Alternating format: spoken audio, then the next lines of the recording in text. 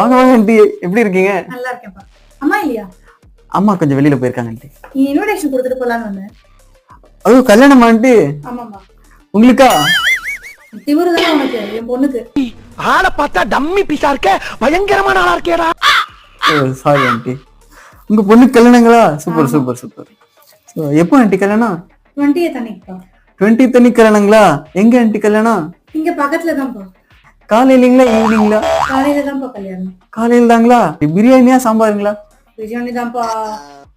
சரிங்க ஆண்டி, அம்மா வந்தோடனே நான் சொல்லிடுறேன். சொல்லிடுப்பா. ஏன் ஆண்டி அம்மா கிட்ட கொடுக்கணும்ல? அதான் கையில கார்டு வச்சுட்டு இத்தனை கேள்வி கேட்டல, கூட அப்படியே சொல்லு. என்ன பொழப்புது?